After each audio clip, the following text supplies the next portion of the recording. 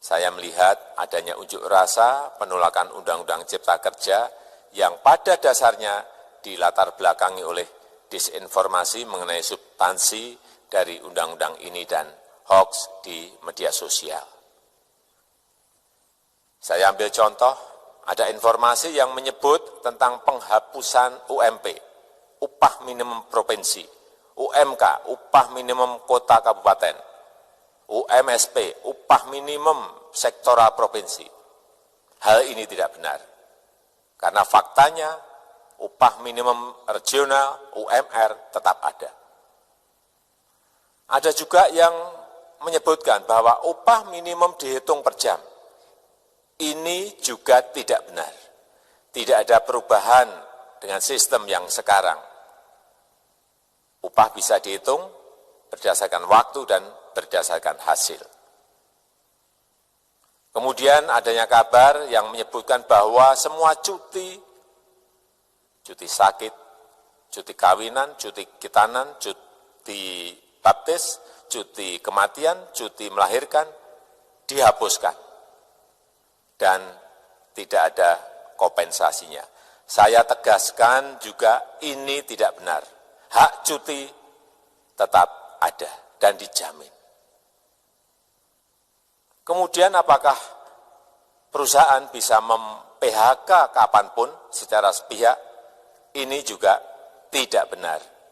Yang benar, perusahaan tidak bisa mem-PHK secara sepihak.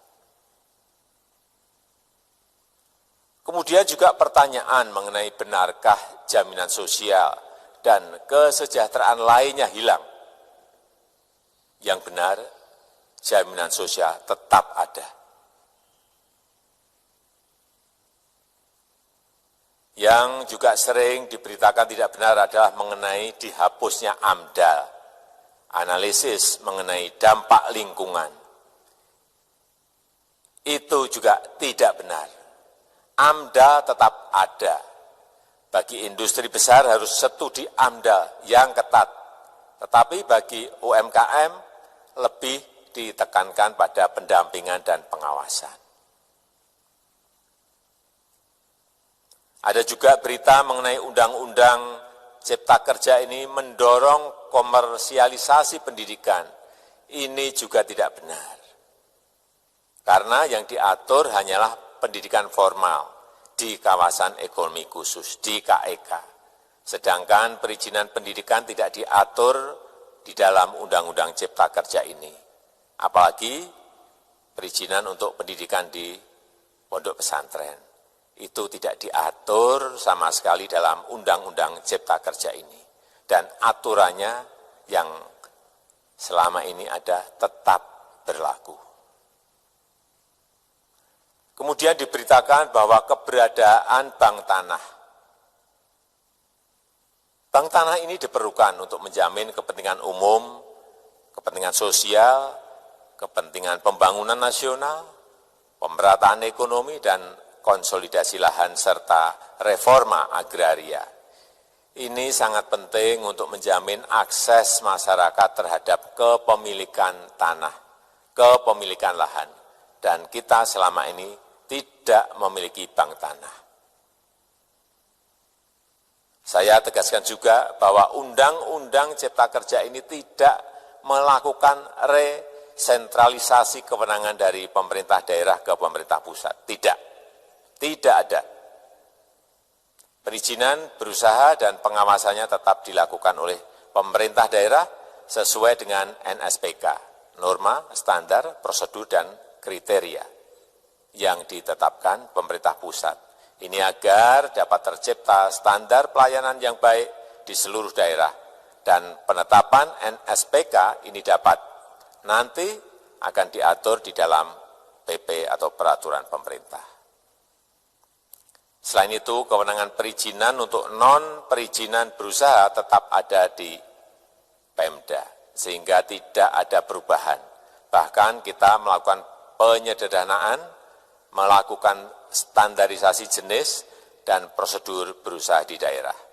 Dan perizinan berusaha di daerah diberikan batas waktu. Ini yang penting di sini. Jadi ada Service Level of Agreement. Permohonan perizinan dianggap disetujui bila batas waktu telah terlewati. Saya perlu tegaskan pula bahwa Undang-Undang Cipta Kerja ini memerlukan banyak sekali peraturan pemerintah atau PP dan peraturan presiden atau Perpres. Jadi setelah ini akan muncul PP dan Perpres yang akan kita selesaikan paling lambat 3 bulan setelah diundangkan.